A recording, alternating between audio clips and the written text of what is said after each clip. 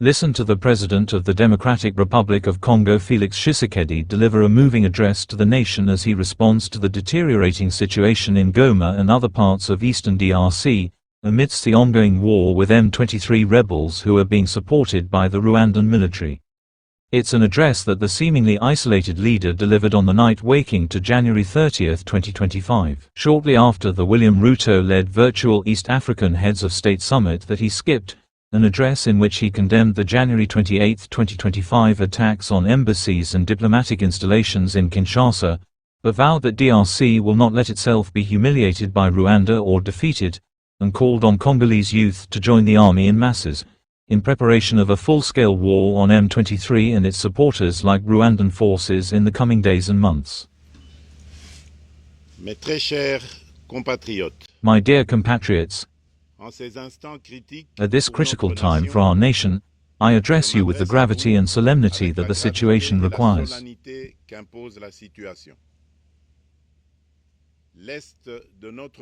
The east of our country, particularly the provinces of North Kivu, South Kivu and Ituri, is facing an unprecedented worsening of the security situation.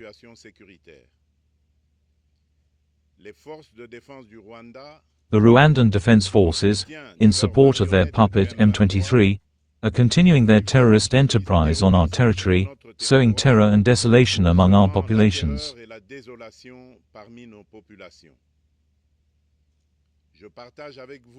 I share with you the pain and indignation at these barbaric attacks. These acts are not only an attack on the Republic, but an offense to the history and dignity of our people. In these difficult times, I call on you to be resilient and, above all, to resist. Faced with this situation, allow me to reassure you, a vigorous and coordinated response against these terrorists and their sponsors is underway. Our valiant armed forces of the Democratic Republic of Congo, a symbol of courage and patriotism, are fully mobilized, ready to defend every inch of our territory.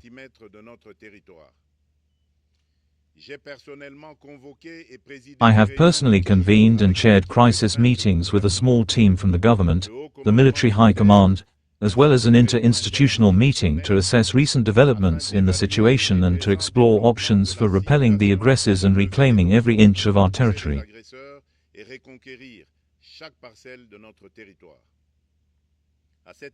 To this end,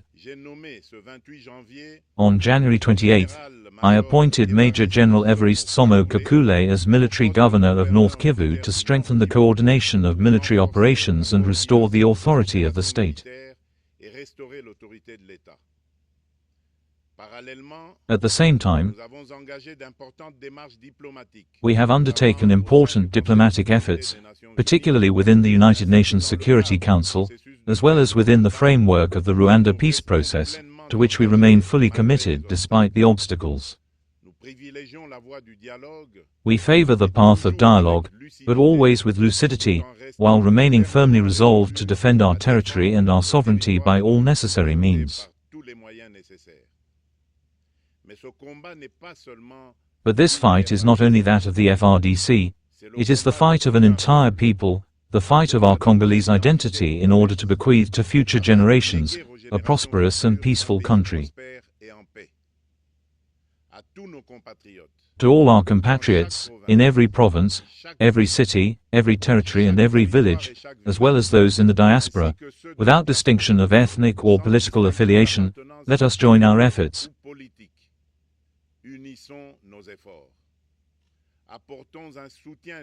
Let us provide unwavering moral and material support to our valiant soldiers. Let us mobilize as one man to defend our sovereignty and safeguard our territorial integrity. I am fully aware of the suffering of our compatriots fleeing hostilities. The government is instructed to activate the humanitarian emergency plan to help the displaced. To you residents of Goma and the surrounding areas, I deeply feel your pain, which is also mine.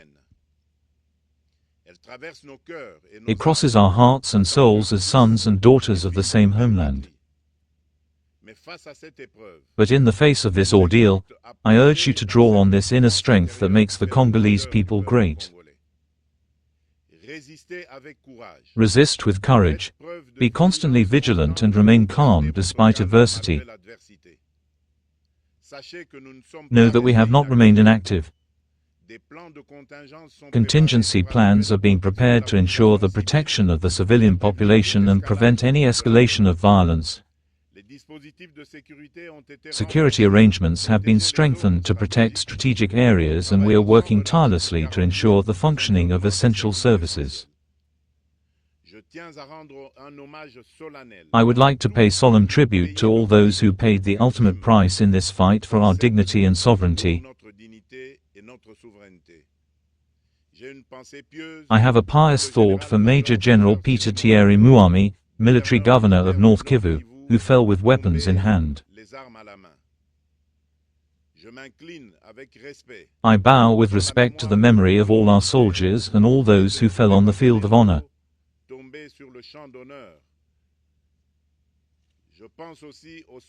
I also think of the soldiers of the Southern African Development Community Mission, the SAMI RDC, who fight alongside us in the blue helmets of MONUSCO, who sacrificed their lives for peace, as well as the countless civilians who are victims of enemy barbarity.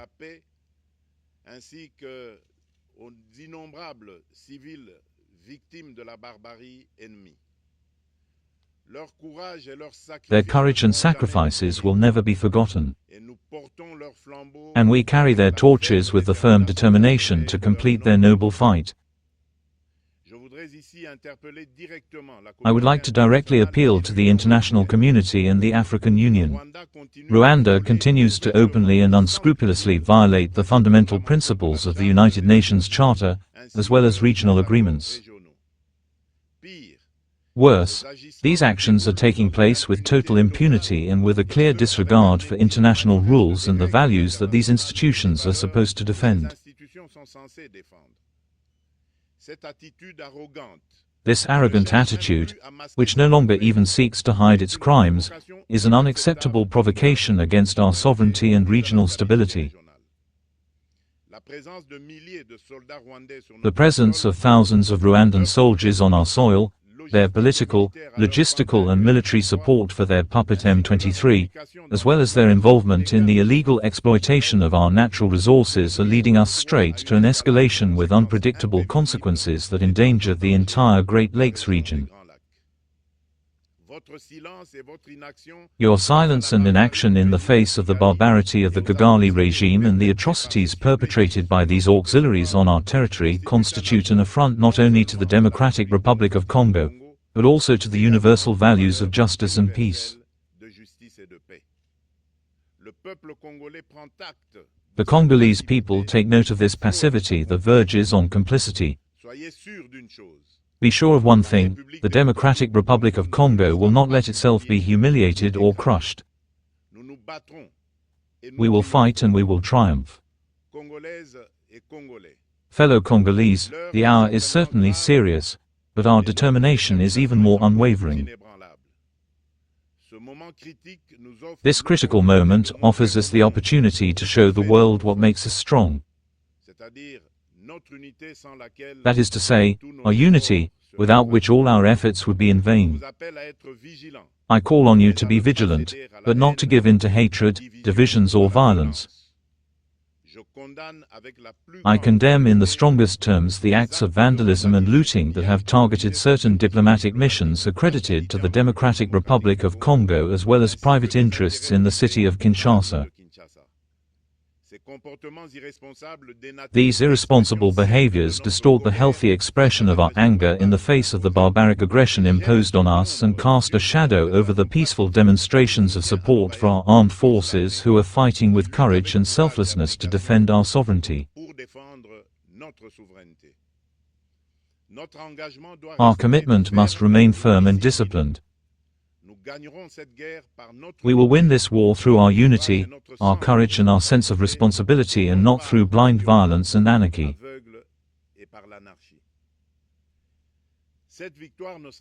This victory will only be possible if every Congolese, wherever they are, takes the full measure of the fight that is ours. I therefore call on the entire nation, men and women, young and old, political actors, economic operators, members of civil society, religious denominations, artists and athletes to mobilize, to unite behind our valiant armed forces and to contribute each at their level to the war effort.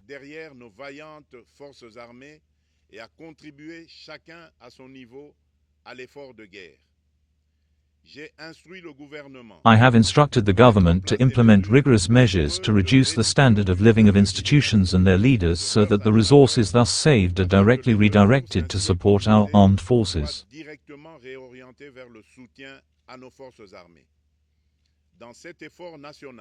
In this national effort, I also call on the responsibility of the private sector, which is invited to actively contribute to this common cause.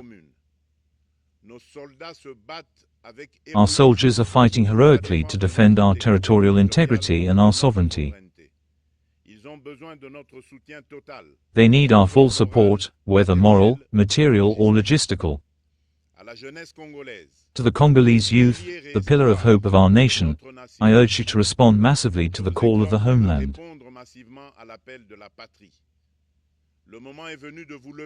The time has come to rise up, to put your energy and creativity at the service of the nation.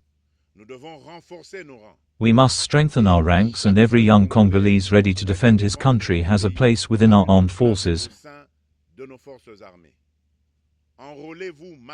Enlist massively in the army.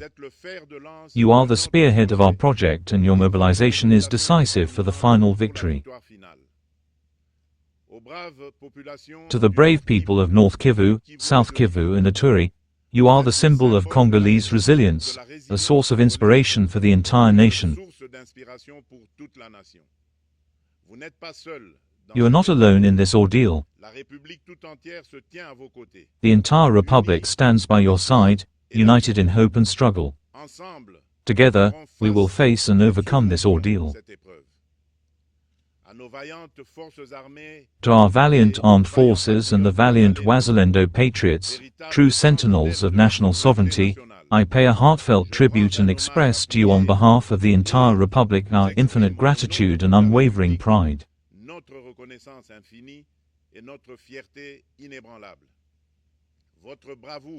Your bravery, your discipline and your unwavering commitment inspire and mobilize an entire people determined to defend their territory. Know this, the Republic will never abandon you. Your fight is ours and your sacrifices will never be forgotten. You embody the honor of the Congolese nation. To all my compatriots here and in the diaspora, the Democratic Republic of Congo will not bend. The Democratic Republic of Congo will not retreat. I will never abandon you, I swear here. The sun has not stopped shining on our homeland. Together, hand in hand, we are overcoming this storm, and we will open a new era of peace and prosperity for future generations.